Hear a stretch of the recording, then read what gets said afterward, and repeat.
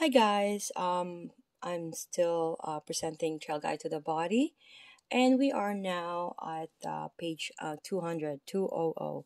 Okay, so transverse spinalis group. Okay, we have listed three here: the multifidi, the rotatorus or rotators, and the spinalis capitis or capitis. It depends. Some Texas or some people pronounce it differently, and I will pronounce it the way I can pronounce. Okay, so guys, please look at the view here, at the posterior view. Okay, so we have the superior nuchal line here. We have the spinalis capitis is cut and reflected on this unilaterally, meaning the side, and we have the to show the rotatorus and multifidi. Okay, and I'm gonna be reading this area here. So deep to the erector spinae muscle group is the transversospinalis muscle group. So the transversospinalis is composed of three branches: multifidi, rotatorus, and semispinalis, and extends the length of the vertebral column. Unlike the long vertical erector fibers, the branches of the transversospinalis consist of many short diagonal fibers. These fibers form an intricate stitch-like design that links the vertebrae together.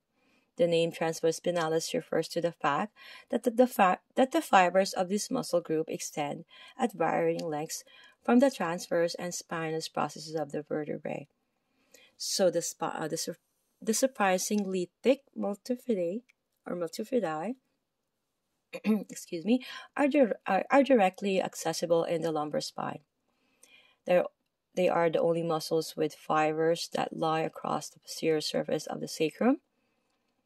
So the shorter, smaller rotatorus lies deep to the multifidi, which the semispinalis, my apologies guys, capitis is located along the thoracic and cervical vertebrae, and ultimately reaches the cranium. Both semispinalis muscle form the twin speed bumps, easily seen on the posterior neck when the neck is extended against resistance. You can even feel it to yourself, guys. It can be difficult to isolate the individual bellies of the transversospinalis muscle as they are closely interwoven. However, as a group, their mass or density can be easily felt along the laminar group of the thoracic and lumbar vertebrae. So we're moving to the multifidi and rotatorus. So action and origin and insertion and nerve innervation. Sorry about so unilaterally, please look at the image here. Unilaterally, usually we will rotate the vertebral column to the opposite side. Okay, keep this in mind. This is very conflicting or challenging for me when I was in therapy program. So bilaterally, you extend. This is easier at the vertebral column. Okay, so origin is for multifidi, the sacrum and the transverse processes of the lumbar through cervical vertebrae, whereas the rotatorus is the transverse processes of lumbar through cervical vertebrae, and the origin is the spinous processes of lumbar vertebrae through second cervical vertebrae.